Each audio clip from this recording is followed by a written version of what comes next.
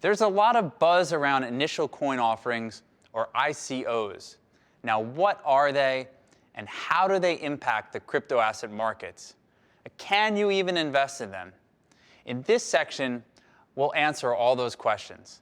So at the end of this section, you'll be able to explain the relationship of IPOs and crowdfundings to ICOs, and you'll also be able to evaluate ICOs. With 2017's rise in the crypto asset markets came the dawn of the initial coin offering, or ICO.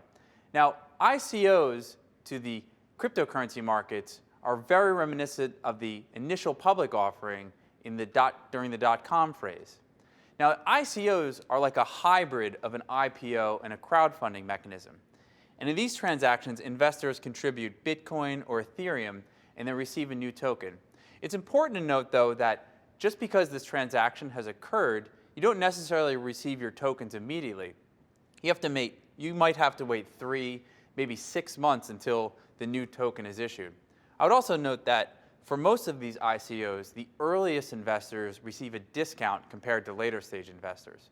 So let's take a look at some recent offerings on a website called tokendata.io.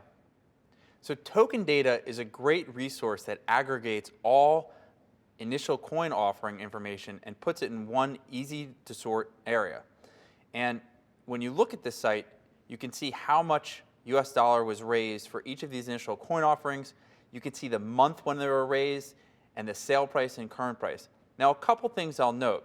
If you look at Filecoin, which is a very large offering of 200 million, you'll see there's no sale price and current price. And like I noted before, the investors in Filecoin still haven't received their token yet, so it's not free to trade. Same thing with the DAO. This is actually an ICO that failed. Polkadot is another one that was completed, but investors never received their token just yet. So if you scroll down, you can also see the return on some of these ICOs have been astronomical. Here's an ICO called Icon that so far has generated a 34 times return on your initial investment. And here's another one called Electronium, which is an anonymous form of cryptocurrency that returned over 11 times their money. Now, if you want to see some of the upcoming ICOs, if you click on the ICO calendar tab, here are some ICOs that are in the pipeline. It'll tell you what date they will be offered and also how many days you have left to contribute either Bitcoin or Ethereum. You can also look at the white papers of the specific coin that you're thinking about investing in. And so this gives you a really good resource if you're thinking about moving into the initial coin offering market. So let's look at some cryptocurrency ICO stats for 2017.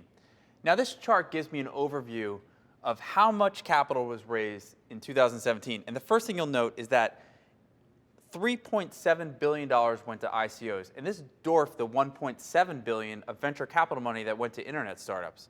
You also note that in the summer was an extremely lucrative time for ICOs. There were months in June and July that raised over $600 billion. In September, you had over $800 billion. Now, you're wondering, where did most of this capital go to?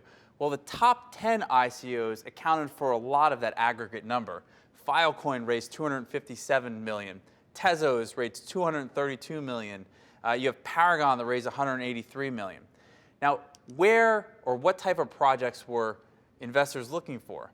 The large majority of projects were in the infrastructure space. And second behind that was trading and investing with decentralized and centralized exchanges. You also have 11% going to energy and utilities. So you'll see that the majority of ICOs last year went to infrastructure that are building the backbone of the blockchain ecosystem.